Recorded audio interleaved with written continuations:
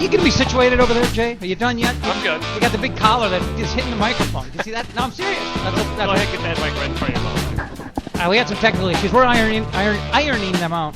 Idiot host, guest, I should say. Jay Kautt. Maybe. Never mind. Let's take two. Hey, it's the Jeff Dubay Show. It's a Monday. It is, for me, January 12th. It also happens to be the birthday, coincidentally, of my guest host today, a guy named Jay Kautt, who goes way back in the annals of PA and Dubay. That would have been, how many years ago, Jay? 1998 or 99. Jesus Christ. Is that when it was at Egan? Was it Sensors in Egan? Sensors in Egan. That's when I lived. Trivia. That's when I lived, like, right behind there. I lived in an apartment right behind there on Lone Oak Road. Oh, man, those are the old days. Not the good old days, but those are the old days. And, I think it's January 1999. I mean, we had just started probably the PA and Dubay Show. I mean, just like 6 months in. And we're doing these, trivia bar appearances, trivia contests, and we happen to be. It was the weirdest Sensors. It's not a Sensors anymore, is it? No, it was an old Cracker Barrel. Yeah, it was a restaurant. Cracker Barrel. It was a weird setup for a Sensors. But Jay showed up and just blew everybody away with his trivia knowledge. I remember I had a couple of trick questions that let's see. Just a couple of these. This one might not be true anymore, but do you remember this one? That Bud Grant was the Vikings' all-time winningest coach. Who was the Vikings' all-time losingest coach? It was also Bud Grant. It was also Bud Grant. He had more. Yep. But I think Denny or somebody else passed him since then, in one category or another, whatever. But my favorite trick question, and I think you got this one, was name the two northernmost cities to host a World Series. Maybe you didn't get this one. I'm always proud of this. You can win drinks with this one at a bar. No, I think I got this one wrong. It's a tough one. The two most northern cities to host a World Series. It's Minneapolis and Bloomington. Correct. You are correct. Nice. Both north of Toronto. That's right. Isn't that fucked up? That's north right. of Toronto. Jesus. That's right. I never would have Isn't that awesome? that, actually. Yeah. And ironically enough, the first You're night, still good. The first night of that trivia that we showed up to, we went because it was my birthday. No way. My 23rd so this is birthday. This is like the 16th anniversary of me meeting you. That's right. I mean, that's unbelievable. Like if we had a kid, she'd be a junior in high school by now. Wow. Not that there's anything wrong with that. Oh, that's messed up. That's just messed up. But it is the Jeff Dubay Show. It's a Monday for us. It's a Monday coming off of, let's just say the key word of the day is playoffs, because we're watching them in the NFL, and they're coming to a culmination tonight for us in college football. And I hate Mike McCarthy so much because he's just a whiny fat bitch. I can't take it. I mean, I'm not kidding. Nobody cries to it. And I trust me. I watch the Packer games with a very critical eye because I hate them. I don't want them to lose, and I hate everything they do and everything they stand for, and everybody cheers for them. But Mike McCarthy is such a whiny bitch with officials. Nobody is. I'm surprised he's not in a permanent shrug position. With his shoulders up and palms to the sky. He's constantly whining. He's constantly been wronged. He's constantly been screwed. He's constantly been this and that. And nobody gets more calls than Mike McCarthy. Before we dive into the Mike McCarthy madness, Jake, tell me what'd you bring my man here? What? Triple Carmelite. Say that again. Belgian. Yeah. A Belgian? Okay, let's see if he likes it. 'Cause he's kind of a pussy. It's not Jack Daniels, but it's good. Okay. I'm glad you like it. It's almost as strong. What a fancy glass. Good. Oh, good. Yeah, that's good stuff right there. Good. So anyway, the Packers host the Cowboys yesterday. Or for me, it was yesterday. I don't know what it is for you in the podcast world. Whenever you happen to be listening to this, I'm glad you are listening. Thanks for listening. It comes down to, again, a controversial call, and a rule that I think you agree with me has to be changed. This control the ball as you go to the ground, because we see Des Bryant, who, let's just, I'm just going to throw it in there, horrible human being. But nonetheless, he goes up for this pass, and he catches it at its highest point, and he's coming down with the ball. And now, to me, there are two rules here that we hear about in the NFL. Number one is if you go to the ground, you got to maintain possession throughout the process. But what about the rule where you got to catch the ball and make a football move? A move common to the game. Yeah. So he did catch the ball, and he did take 3 steps. I mean, I've seen it. I've seen it numerous times. 3 steps, and he reaches for the goal line. How is that not a catch and a football move? You are preaching to the choir. It is inconceivable to me how the rule can be made that way and how that can be interpreted that way. And listening to Pereira go on and on yesterday about the fact that he was falling to the ground and therefore it's all part of the process just boggled my mind. Well, and there's 2 things to this too, because if he makes that same catch in the middle of the field, gets 2 feet down, makes the football move, which we all think was a football move. Yeah. Fumbles it before it gets to the ground. It would have been a fumble, right? It would have been a catch and then he makes 2 steps and then he fumbles. That's a fumble. Right. Would it not be? You'd think. So it would be a fumble, so that would be a catch. But because he did it where he did it, falling down, it's not a catch. Well, it can get even more confusing than that. Let's say his reach to the goal line fell short. But let's say he's a yard farther down the field, and as he reaches, the ball breaks the plane of the goal line. So, I mean, at that very instant, it's a touchdown. But as he continues to go to the ground, he hits the ground in the end zone, and now the ball comes out. And now it's not a touchdown anymore? Wait a second, it was a touchdown 0.5 of a second ago. Right, and it's if not a a touchdown running now. back does the It's same also move weird. and gets it knocked out of his hand, it doesn't matter because he's Correct. already crossed the plane. It's all about different their rules for different situations. It's all about their terrible. process. Their stupid process. They've got to change the rule about maintaining the ball. If you go to the ground, maintaining the ball throughout. Once you caught the ball, I don't give a shit what happens. You've caught the ball. After that, the rest should be irrelevant. They've got to change the way this rule is worded. Anybody, and I know Packer fans are not going to care to agree with this because they can't see the truth, if it's put right in front of their face.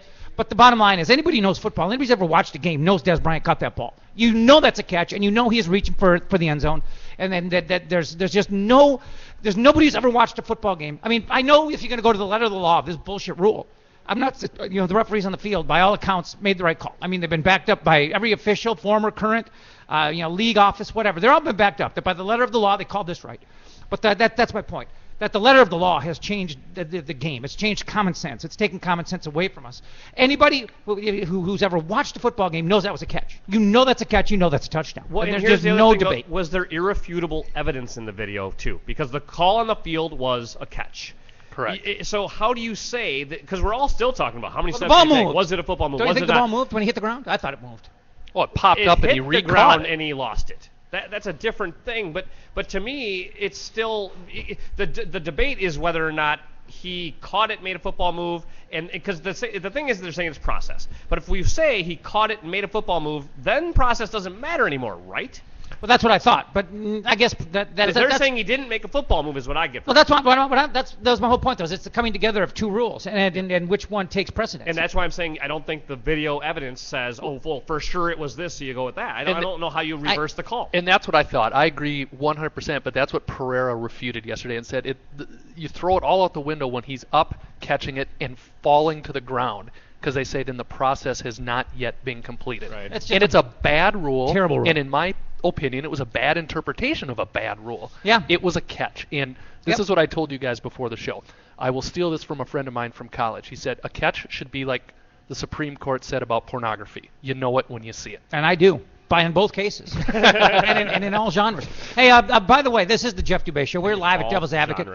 Devil's Advocate making some changes. I don't know that I'm allowed to talk about them yet, so I'm not going to. But they're going to do some cool things with this back room back here, which a lot of people are going to really enjoy. Glad to hear it. Other than us, they might not have room for us anymore. But, Wow. but there's going to be some cool stuff going on back here. Some lounge kind of activity, maybe a little billiards. I mean, it's going to be a hell of a place to hang. Not that it already isn't. I like the idea. Yeah. I do love this place. So. Yeah, it's a fantastic bar with 40 craft beers on tap. Craft beers, that's C-R-A-F-T, craft no beers P in on there. tap, and just a fantastic menu of Atlantic fare. At least that's what they like to call it. Basically, what it means is everything's a meatball, and it's fantastic. So anyway, it was an intriguing weekend of NFL playoffs, and we have the culmination of our first college football playoff tonight. And we'll get to that. Hi, Eric Forsberg. There's my man, Dave Paradise. What's up, buddy? What's going on? Good to see you. Do you guys know Dave Paradise? The man ran Dave, Bar not. Abilene into the ground, but he ran it. Wow. No, I'm just grab a mic, Dave. Jason, nice to meet you. Yeah, you got headphones and everything right here. Have a seat, grab a chair, pull it over.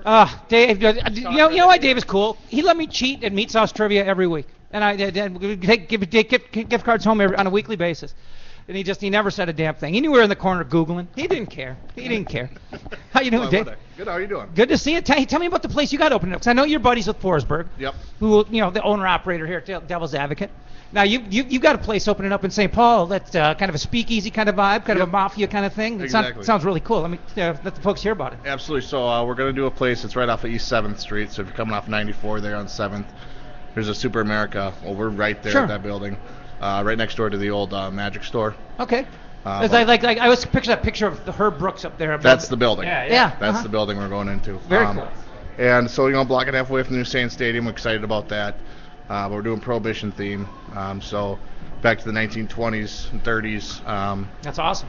Get a lot of the staff's gonna be kind of dressed that way as well, but we're gonna do 27 beers on tap. We're gonna have lots of whiskey, lots of bourbon, lots of gin. There you go, Kautt. You know, Whiskey, and whiskey. then our menu, we're gonna go gourmet burger on it. So Awesome. a lot of burgers, a lot of sandwiches, and then some steak, seafood, and pasta. I can see myself getting fat there. Yeah, see yourself?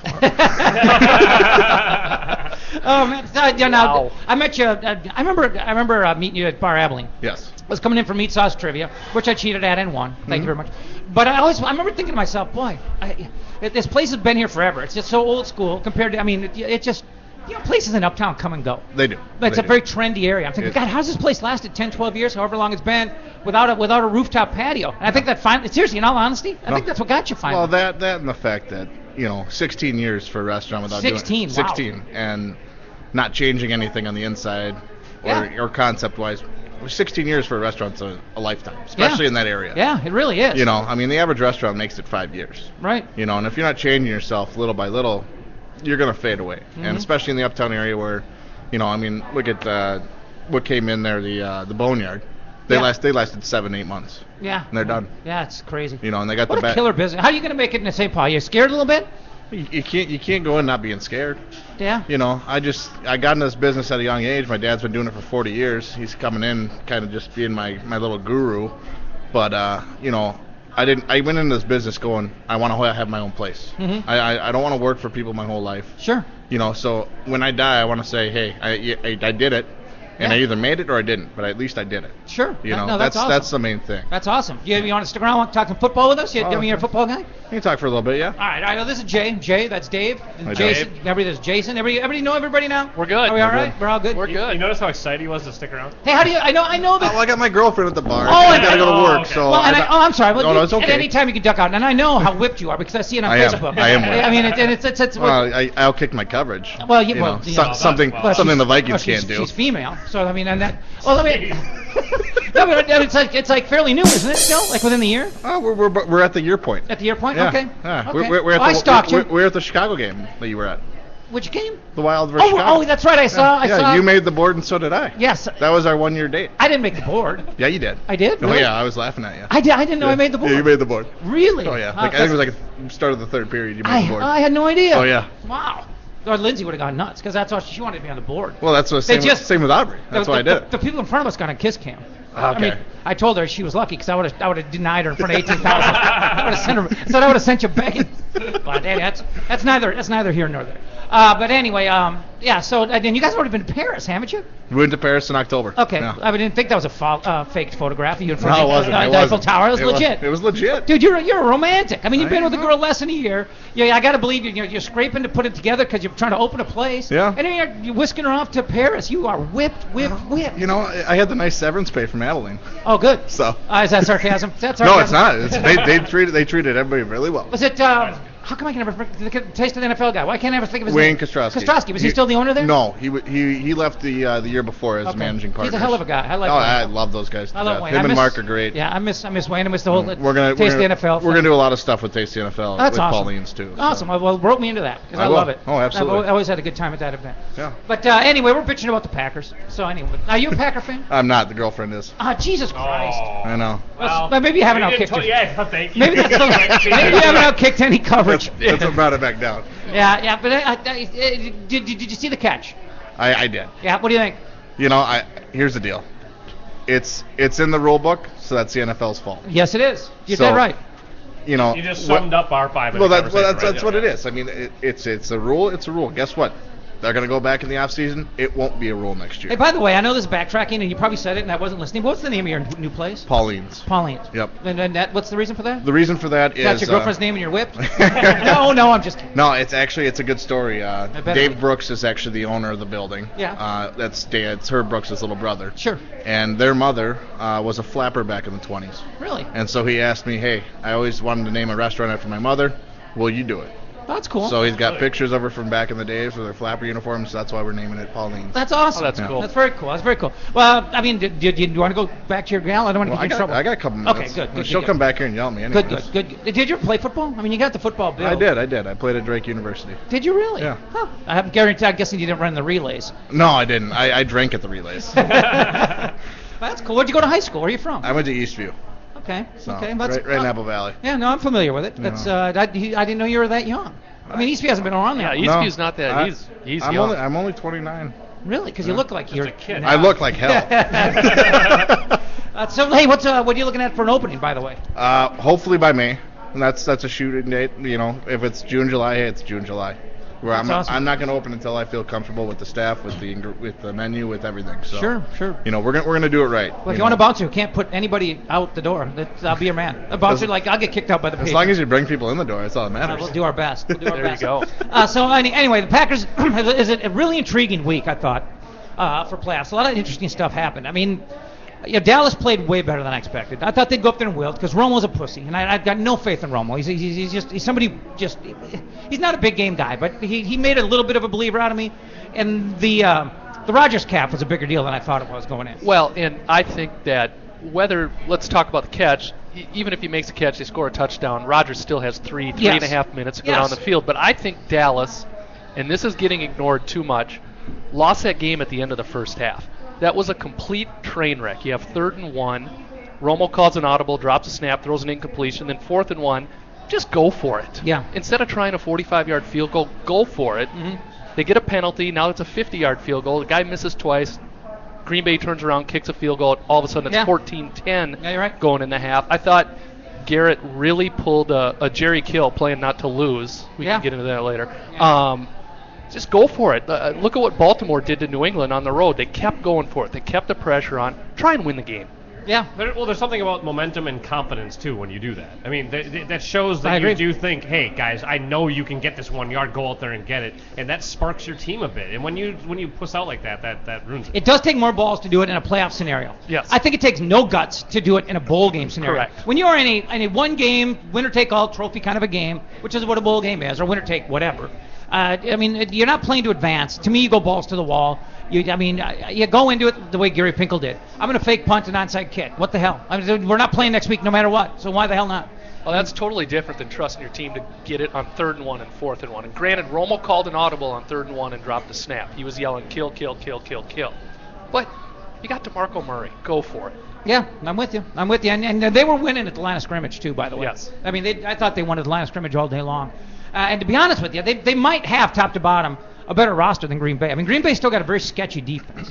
I mean, not that Dallas is lights out, but I thought for the better part of 3 quarters, there was little doubt who the better team on the field was that day. And I didn't think it was Green Bay. And you're right. The Rodgers calf played into it a It did. ton. If he's healthy, yeah. It took his accuracy away. It took his, and we'll talk about Peyton Manning later, what a leg injury does to a quarterback. Well, especially when he's 80. Right. And, hey, 39's not that old. Is that what he is, too? He's 38 or 39. Okay. But Rodgers did not look like himself. He got it back together. You know, and Green Bay won that with Jordy Nelson having 2 catches for 22 yards. And a couple of drops, too, Yep. by the way. I'm so sick of people trying to tell me he's one of the top 5 or 6 receivers in the NFL because he's not. He's somebody who has giant numbers because of the system he's in and the quarterback who's throwing him the ball. It's because nobody wants to cover him either. Well, and here's the thing. If Jordy Nelson was on the Vikings, what kind of numbers do you think he'd have? I bet he'd catch 40 balls for 600 yards. He'd have better numbers than Cordell Patterson. Well, okay, so would you... That's saying a lot, yeah. Seriously. I mean, and I'm guessing you can run a better route. Well, you got to be smart to run a route. Are you a precise route runner? I would say a precise, but not fast, nice and slow. Well, I don't care as long as you Slow get and to the steady spot. gets you there, you just know. not when. Yeah, I mean, just a matter of you and Teddy getting some timing down. Exactly. I mean, as long as he can wait, as long as he can wait on you. Klein Saucer lasted the years in the league. I think I could do it. I like it. I like your attitude. Hey, let's take our first break. We're just hanging out at Devil's Advocate. We're talking football. There's a lot to get to from the NFL weekend and the college game tonight. How about the brilliance? And I know sometimes this stuff gets overplayed, but in this case it applies. The brilliance of Belichick and McDaniel.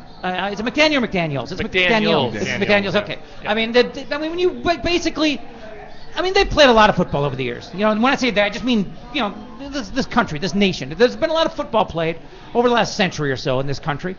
And when you come up with something that nobody's ever done, that no one's ever seen on film, that completely fucks up a head coach in the National Football League to the point where he doesn't have a clue what's going on with his opponent. A good head coach. You've done something. Yeah, You've done something. So kudos, and we'll talk about it next. You know, folks who've listened to the show, they know that I lived in the Uptown area here, right down Pleasant Avenue, as a matter of fact, and on the corner of Pleasant Lake is where Uptown Pond is. And I have been here numerous times, had numerous business dealings with them. It's just a nice place with good, honest people. Bob Jacobson, the owner, you run the place. You've always been good to me. Thanks, Jeff. We try. That's part of our business. We're here to help people, and so everybody walks in the door. We hope we can help. Well, what I've always appreciated is when people are nice to people who are the low man on the totem pole. Like when I was a bat boy, I liked the star guys who were nice to the bat boy. Right. And I mean, I came in here and you guys didn't know who I was. You didn't know I had a radio show, and you treated me great. I mean, just a guy off the street. Listen, that's the idea with I think a smaller family type business.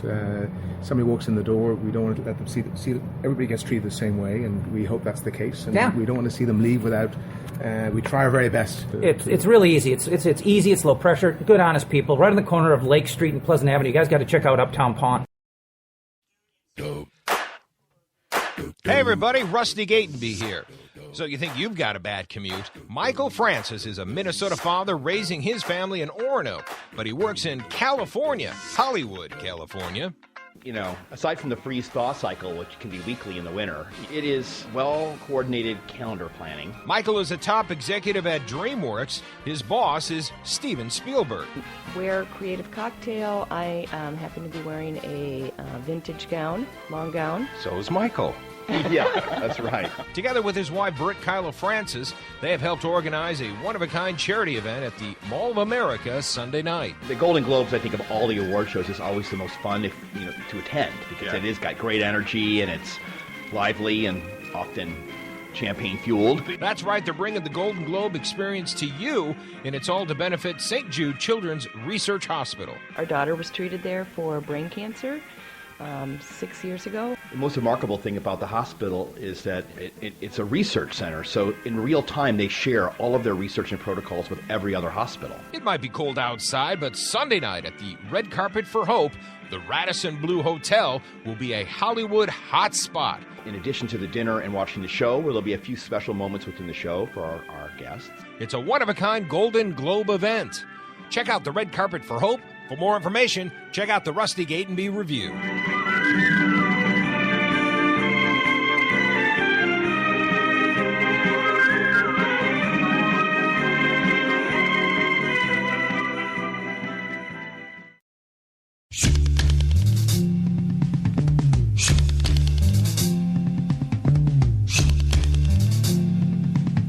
It's a mess with his microphone, ladies and gentlemen. Told me to put it close. I was just adjusting. That wasn't on the air either. Well, I didn't let that get out. Okay, my bad. Well, just all we're good. getting this horrible rattling in our notes. Just crazy. Amateur hour is what it's called. Amateur hour. Basically like that. Couch just getting comfortable over there. You okay? Put your shirt back on. I'll be good. Jesus Christ.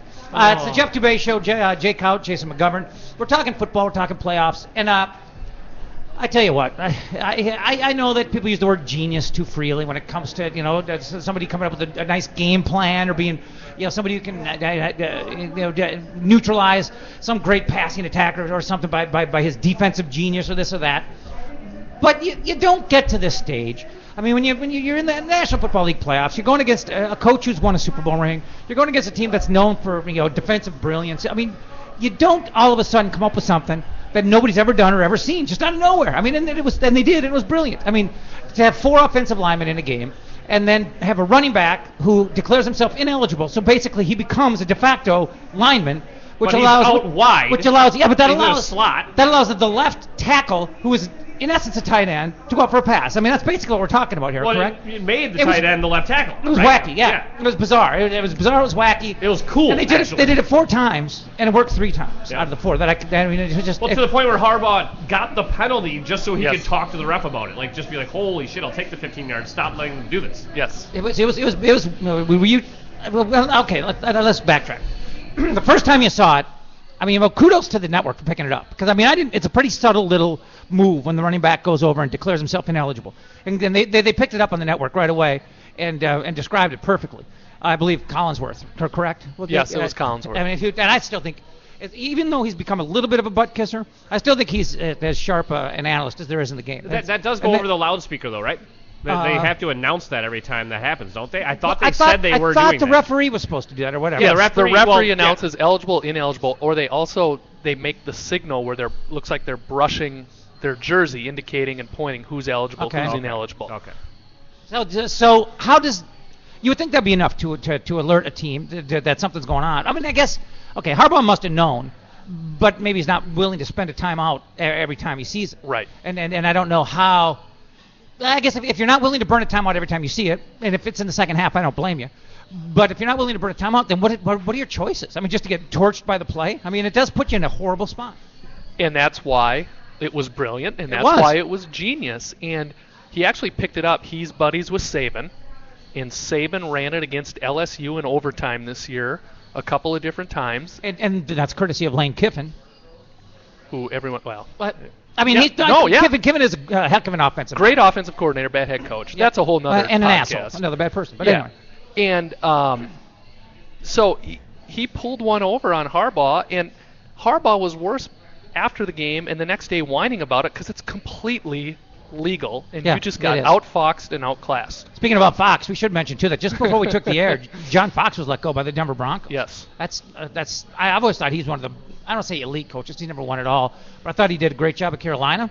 And I guess you could say they've underachieved by not winning the Super Bowl in the last 2 years, but they went to it last year. Mm-hmm. And then an unhealthy, Peyton Manning, probably a pretty big reason why they couldn't get it done yesterday. And that team's been in the tank. That team's been in the tank for weeks. I mean, to be honest with you. Going downhill, and that report came out that Manning had the torn quad for the last 4+ weeks, and that explains a lot. But for those of us that are huge Tom Brady fans, Peyton Manning's 9 one-and-dones. It doesn't break our heart. Yeah, well, I don't even put. Peyton Manning is a Hall of Fame quarterback. There's no doubt about it. No question. I mean, yes. I mean, he's number one in total yards and in a number of categories. But you cannot. There's not an argument to be made for him over Tom Brady. It can't. I mean, not when you spent your entire career going belly up in the postseason, and that's college too. I mean, that's what Peyton Manning is. I mean, he almost lost a Super Bowl to the Bears, for God's sake. I mean, seriously. And that. I mean, that's the one time he got it done. No, not the Bears. Rex Grossman. Yes. Bears. Yeah. I mean, it was not. It was not. Worse, yeah. Yes. Exactly. It was not some Bears team that struck fear into anybody's heart.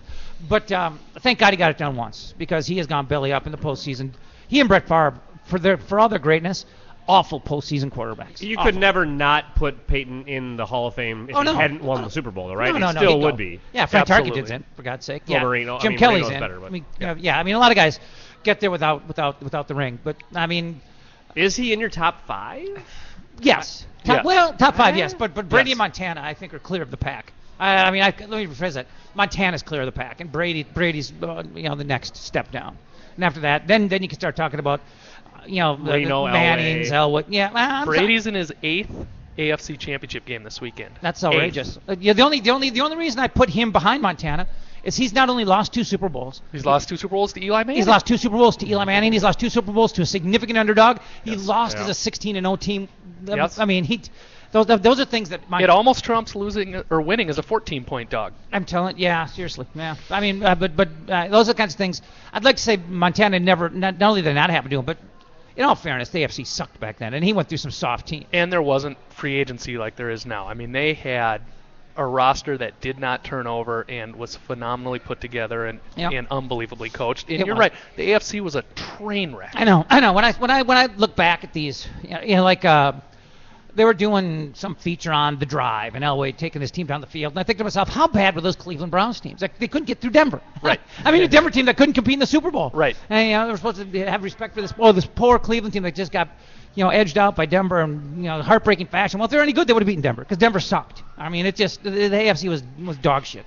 But, excuse me, in the world of the NFL playoffs, I don't know that I don't know that Andrew Luck and the Colts are ready to be that team. I mean, they had a nice win, but they took out a team that was ready to be taken out, a team that was hobbling, a team that was playing poorly. Denver hadn't been themselves for a while.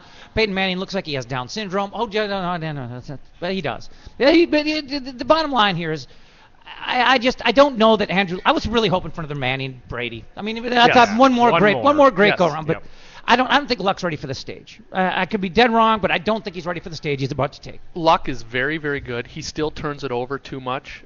He threw the one interception when they were ahead yesterday was awful. He tried to throw a corner route, I think, to Moncrief, and it was into double coverage. It was awful. He's very good. They have no running game to rely on. Trent Richardson was a healthy scratch. That's how where this running game is at. What's the total rushing yards in that game, by the way, by both teams? Do they top 50? I don't know. I mean, I can look the it up. Patriots. No, will they? I'm saying Patriots versus Indy. I mean, well, the Jonas Patriots Gray, won Jonas with like Gray 30 ran yards for or something. Jonas Gray ran for 201 yards and 4 touchdowns the last time they played. That's true. Which was an this anomaly, goes back. though, This goes obviously. back to Belichick. He's a genius. You never know what he's going to do. I know You never.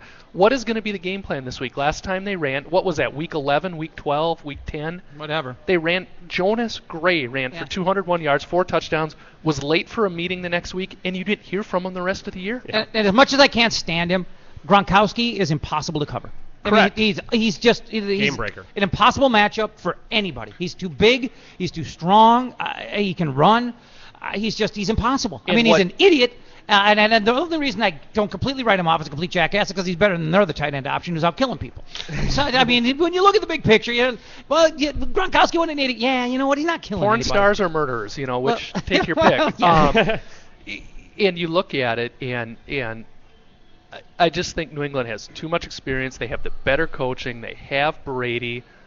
I think it's their time to get back there. And what Bill Simmons has said the last half of the year, if you read his columns, just give me 5 more healthy games of Gronk. Just give me 4 more healthy games of Gronk. Because when they've lost to Baltimore in the AFC Championship, they lost to the Giants in the Super Bowl, they didn't have Gronkowski, and he makes that much of a difference. Yeah, he is just an absolute beast. I don't know that there's an answer for him. Are those teams in that division going to have to draft different linebackers? I mean, what do you do to counter that? Yeah, I don't know. Just hope he gets hurt. Well, keep going for his knees. Just keep diving at his knees every play. Or they are infected arm or whatever the hell. I mean, there's always something with him. Yeah. The Seattle Seahawks and the Carolina Panthers, I tell you what, for somebody who has the physical skills, all the tools of a Cam Newton, I'm not sure that I could respect you much less as a player. I just don't. I think he's got no heart. I think he's got no character. I don't think he's got. The body language is bad. It's unbelievable, and his press conferences are morose. Yes. I mean, it's just you're waiting for the violin music in the background of the press conferences. I mean, the guy's got to learn how to lead. And I tell you what, I mean, he's a questionable character to begin with because he got sold to the highest bidder in college. I mean, let's face it. When he's coming out of the JUCO, I mean, he went to Florida, found himself behind Tebow, said, "After this, I'm getting out, going to JUCO." Coming out of JUCO, his dad brokered him. I mean, his dad flat out brokered him. Did Auburn pay for him? I don't know, but we do know that his dad fucking called Mississippi State and said, "This is what it's going to cost you if you want him." That's right. And then they banned his dad from the stadium. I mean, his dad couldn't go to games because of this. And there's no way that Cam Newton didn't know that he's being sold to the highest bidder. I mean, he was implicit. He didn't just know. He was implicit. I mean, he and his dad were working together. And I think it's a joke that Auburn won a national title with the quarterback who had no business even being eligible. The man is not of any kind of high character. He's dishonest. He's the nickname Scam Newton is very fitting.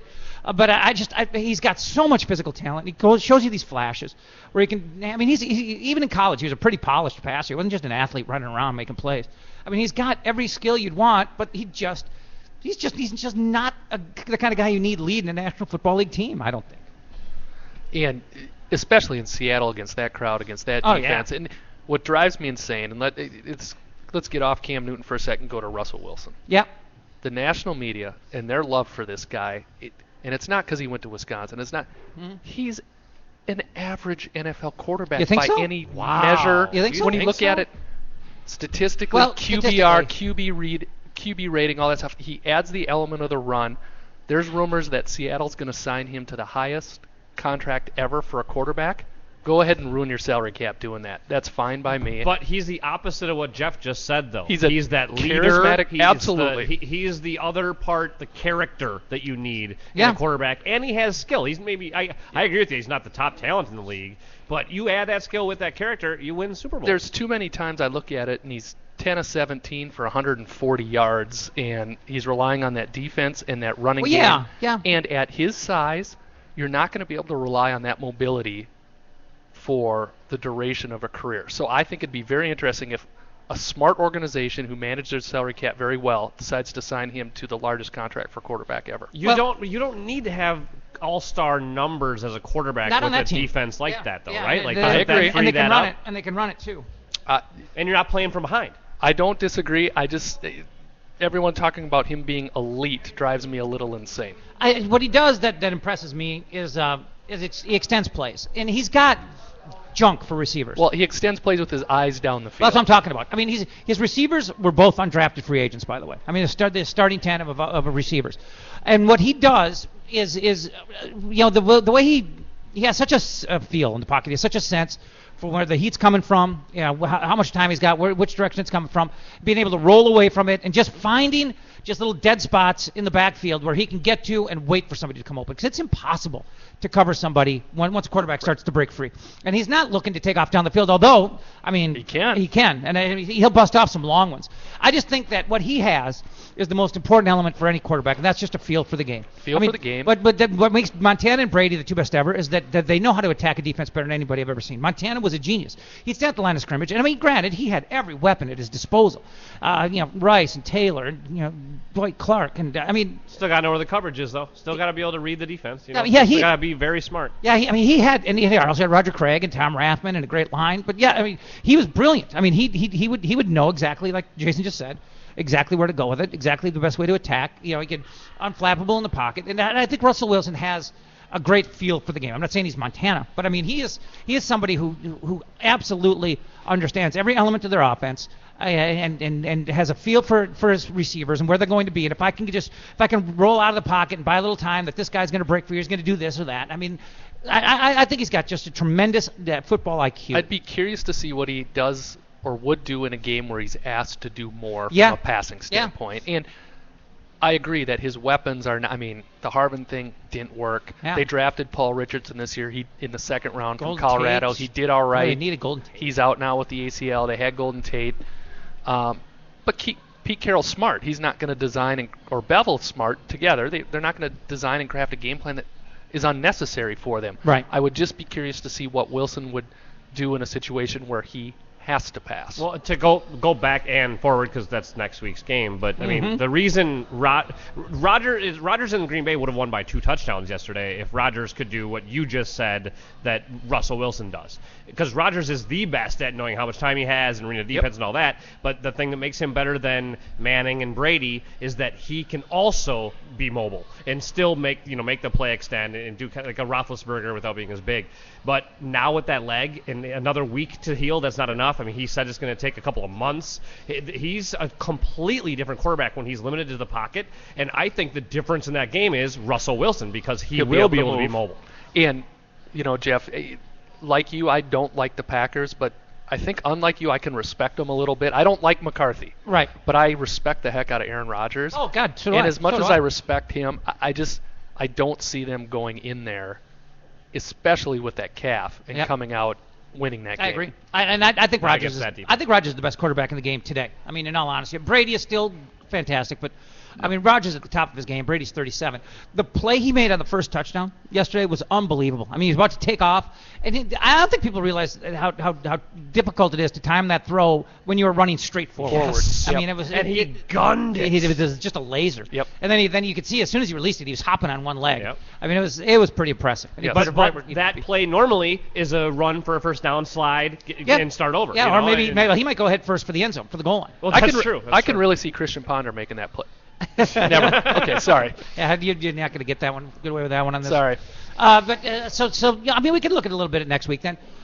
In the AFC, do we agree that as good as Luck is, and I mean, this is a guy who I would give my left nut to have on our team. And no offense to Bridgewater, I love Teddy, but I mean, I think the future is massive for Andrew Luck. I mean, look at how quickly that franchise turned around with his arrival. As much as I like him, I just don't think it's their time. I don't think it's his time. Not yet. As much as quarterback play is not going to be the difference, though, is it? It's hard to say. I think coaching is going to be the biggest difference in that one. There's going to be I mean, New England has the better defense. Yes, they do. We'll see what kind of game plan they come out with. They kind of handled Indy at Indy. I can't say Brady Luck isn't going to be about quarterback play, though. I mean, that's That's going to be. I just think they're both going to play very well. I guess. Oh, okay, that's interesting. Yeah. I still think Luck has the propensity to make a couple bad throws a game and turn it over, and that could be the difference. Don't you think he still feels like he has to do more?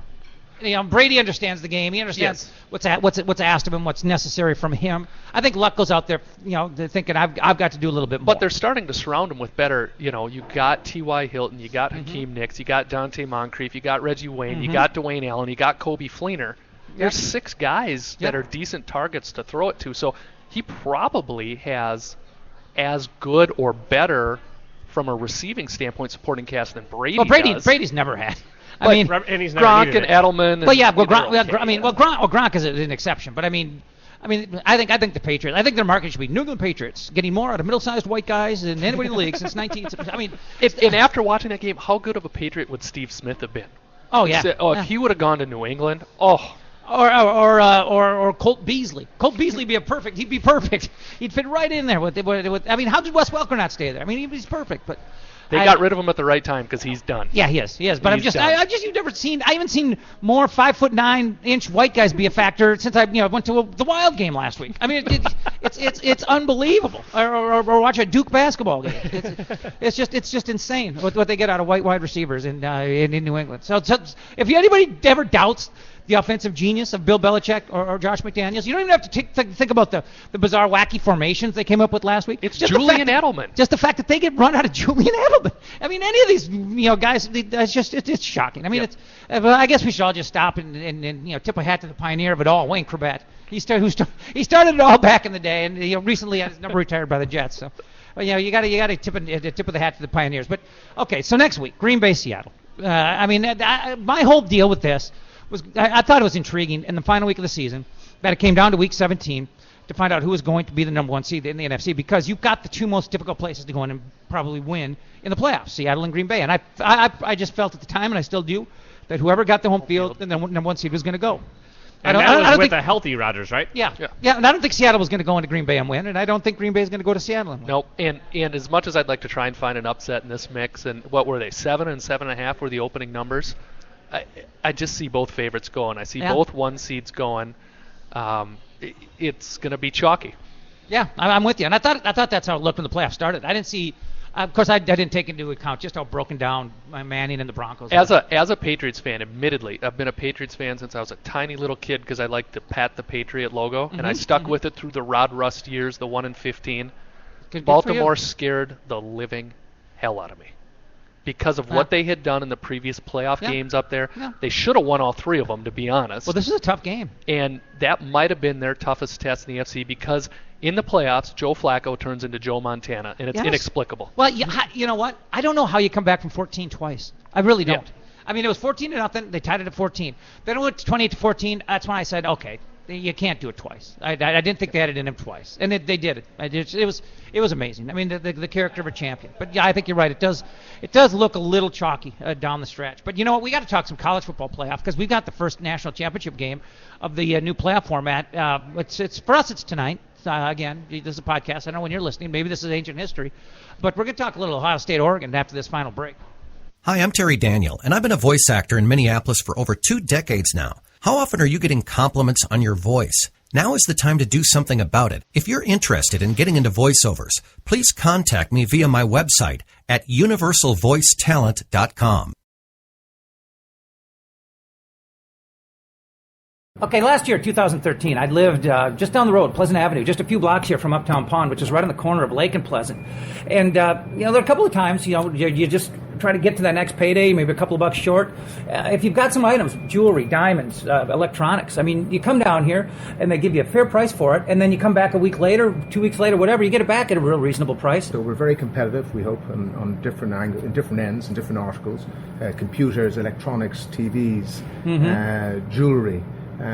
We buy, we give loans, and we also have emphasis on diamond jewelry too, that we also try and give credit for the best we can. We're specialists in that area also, so it's an all-round sort of combination. Well, it's a great place. It's a nice, clean place with honest people, and I tell you what, it's got a real family feel to it. As a matter of fact, it's tied into the Strauss family, and I go way back with the late, great Jerry. So, these are people I know and people I trust. You can find them on Twitter, too, by the way. They're at Uptown Pond, and also on Facebook, Uptown Pond, and uptownpond.net.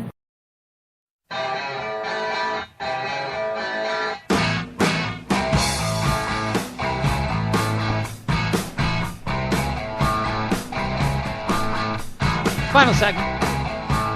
15 minutes to go. Jeff Dubay podcast. Jason McGovern, Jay Kautt.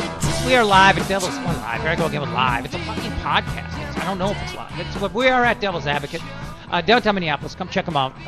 Atlantic Fare on the menu with 40 craft beers. Oh, by the way, we should promote what's going on along the Alive and Social Network. With you got the pubcast, Jason McGovern. And yes. That is Wednesday at Burger Mo's. And Thursday at O'Gara's. Lovely. Yep. Lovely. Then we've got Suhan Unfiltered, who's all over the place. Just Kieran's local. SuhanUnfiltered.com. Yep, SuhanUnfiltered.com to get his show. I mean, his guest list phenomenal. I mean, Yep. just if you go to Spreaker.com and do a search for Alive and Social, it will list all the shows on the Alive and Social Network. And I mean, you can go through the list of Suhan's shows and just look at his guests, and you'll probably have a Suhan marathon, like a la Netflix. You just sit and listen to shows one after another that roll into each other. They're fantastic. Sure could, yep. You got the Great Northern Sex Cast with Kelly Guest. You've got, which is sponsored by Fantasy Gifts. I thought it was so cool. Like a month ago, Fantasy Gifts started following me. I'm like, yeah, all right. And it was just because they joined the network. I didn't realize it. I thought they were down with my action, but that wasn't it at all. Oh man. Something I don't want to imagine. Nope. Or think about. Down with my action. Something like burned into my mind right now tonight that we didn't need. Action. Happy birthday. Yes. Yeah. So let's see what else we got.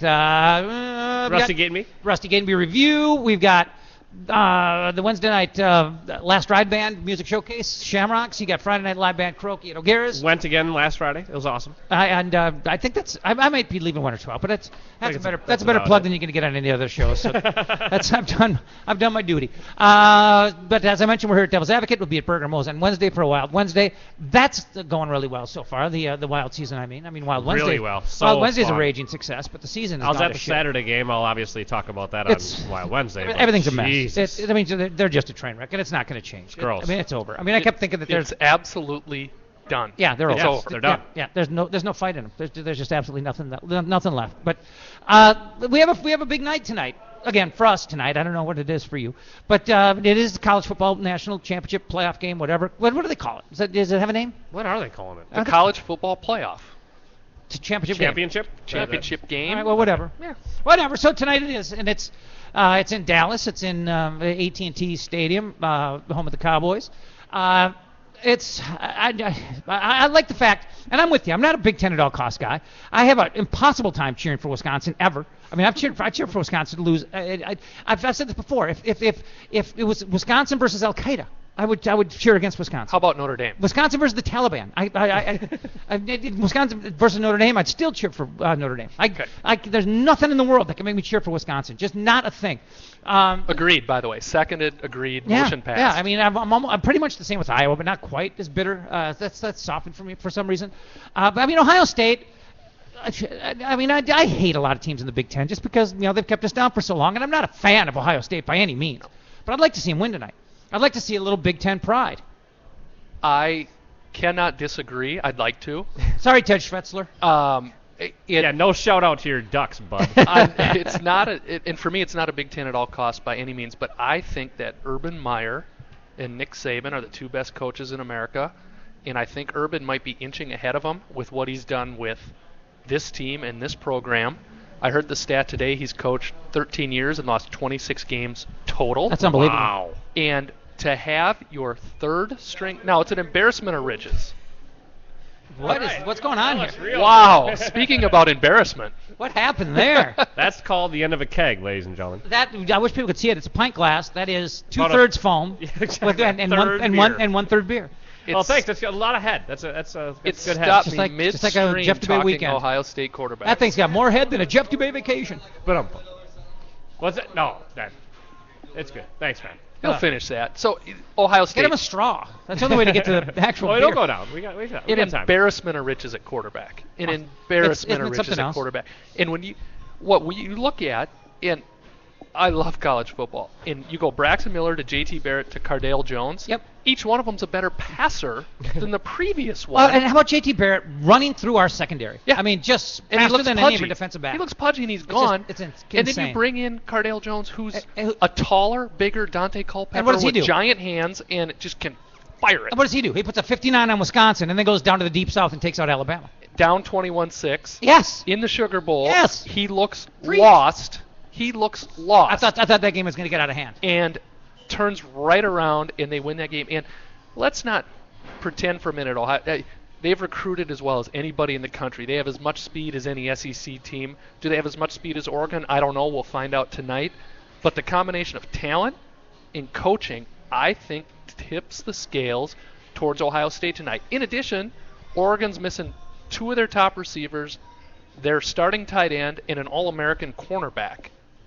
That's a lot to test your depth in a game like this. I don't ever want to see Oregon ever succeed in anything because they've ruined football with their fucking uniforms. See, I love them. I love them. See, you're that guy. Yeah, absolutely love them. But you've always been kind of trendy, pretty boy, kind of a, superficial. I'm not going to run from it. I'm not going to run from it. It is what it is. My wife's trained me well.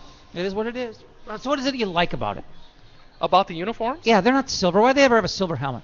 Why'd you have the Gophers had a silver helmet? It looks cool. Oh, That's on, all man. I can say. If the Gophers had a silver helmet, you'd like that? Wait, what looks cool? They're different every time. What looks cool?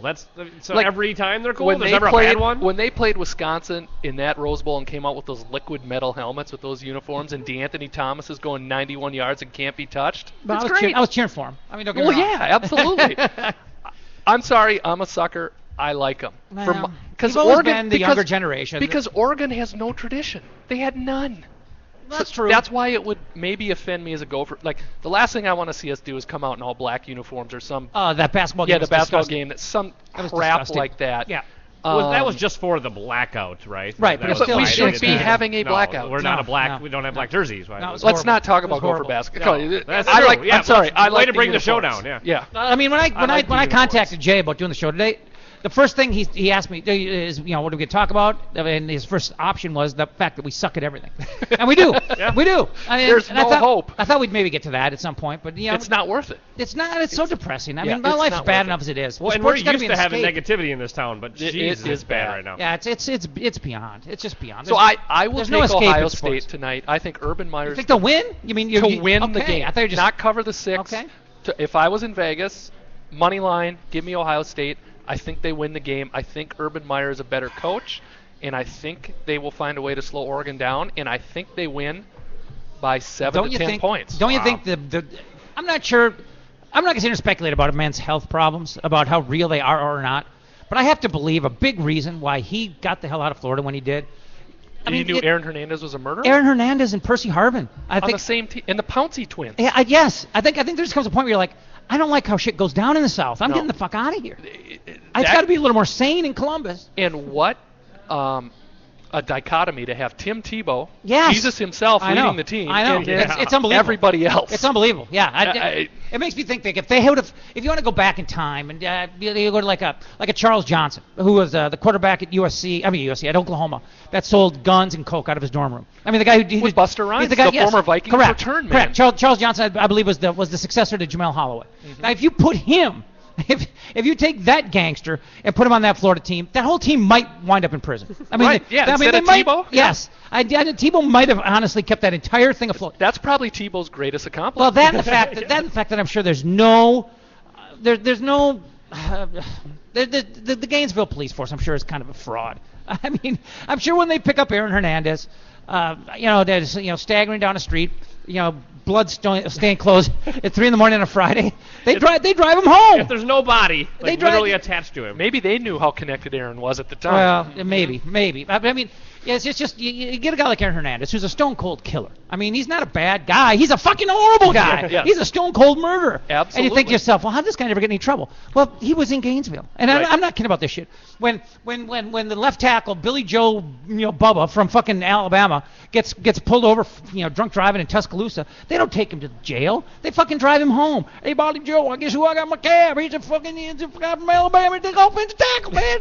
It's just fucking hillbilly central. Don't you actually think they might have like a special detox for football seriously, players? Seriously, they just put them arrest. and nobody else sees them? I promise you. I mean, they got the fucking state trooper next to Saban on the sideline. They're not arresting anybody. That's true. I mean, and you get into like a real city with real police like Minneapolis, they don't care. The guy's like, go for football. We have a fucking college football team in this town. You kidding me? Right. I mean, he's taking you to jail. Win a bowl, maybe we'll care. I mean, so I don't even want to know. Actually, part of me does kind of want to know some of the shit that Percy Harvin and Aaron Hernandez did in college. Love to hear. I promise you, it's fucking stories. sketchy. I promise you, it is beyond There's a sketchy. 30 for 30. Think about it, seriously. Well, I mean, there might not be stories because there might just be bodies. It's just a matter of where the bodies are hidden. And dead men tell no tales. We all know this. I think that is, to the original point, I think that's why Urban got out. Yes. Yes. I think he knew too much, and it was taking its toll. And he thought he was going to get killed. He was a loose end. Seriously. He was on the hit list. And his 1 year hiatus for health reasons, he gets right back into the meat grinder at a place where they take it pretty seriously too. Yeah. And he's never lost a Big Ten. I mean, so they lost to Michigan State in the Big Ten championship game. He'd never lost a Big Ten regular season game. Yeah.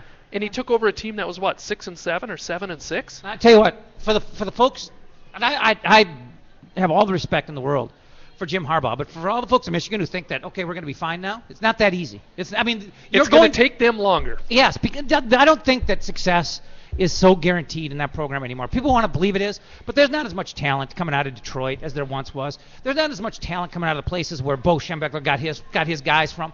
And I mean, Harbaugh's got some inroads, I would think, out west, but I don't think he's got the inroads to the south. Urban Meyer's the exception because he can go to the south and get kids. And I don't think anybody Florida, else. Right? Yes, and I don't think anybody else in this conference can do that. Harbaugh's a great coach. Fantastic. Don't get me wrong, but I don't think he's going to get to Urban Meyer's level. But I'm just going to say this. As a Gopher fan, I'm glad I'm not in the East. And I want to win that little brown jug this year so little Jimmy doesn't have it, and then they're off the schedule for a while. Yeah, good point. Good point. They got to come here, I would assume. Halloween night. Well, you got it all mapped out, don't you? What do you do with the U? What do you do? It's just an athletic director now? I am not. I work at the University of Minnesota Foundation in plan giving. It's very boring. I won't bore you with the details, but I'm at the foundation. I'm raising money. For me? Because I am. Sure. Why not? I am a charitable cause. Just ask any girl I've ever gone out with. So anyway, we need a freaking board. Well, you know what? We got there. I was actually going to start putting some work into it, but I'm going to make sure that the show survives like another couple weeks before I put any more effort into it. I'm not kidding. But anyway, no, we're not going anywhere. No, we're good. I digress for a second here. But you said you got Ohio State, Jason. I think I would bet money for them to cover, but I don't think I would say they're going to win by a touchdown. But I think, I think they're going to lose by, less than 6. I don't know which way to go on this. I mean, neither of these teams.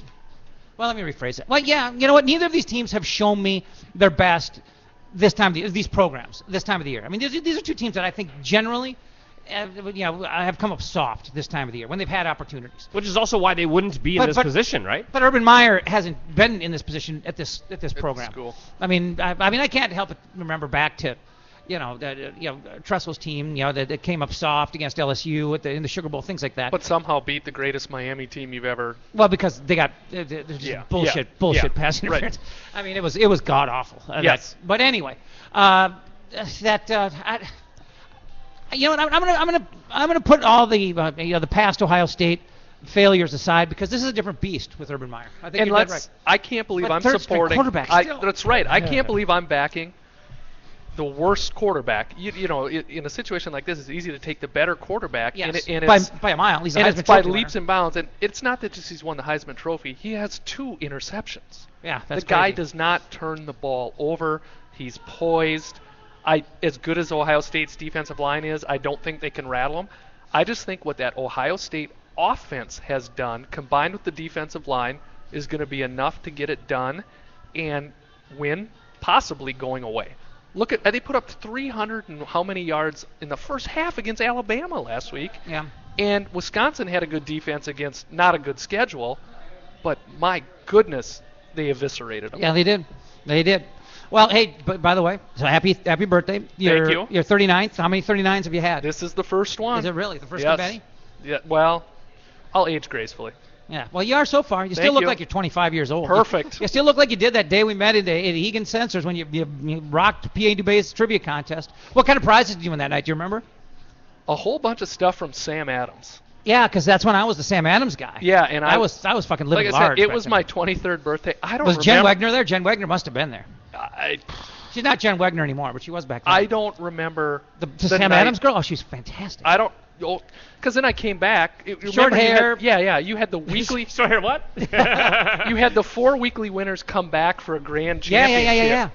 And I'm sure you won. Yeah, it was. You just Rich Kotite guy, go away. I forgot about Kotite. And he did look just like Rich Kotite. He does. It's unbelievable. He probably but still yes, does. And I do remember Jen, the Sam Adams girl. Oh, yes. way to go. Well done.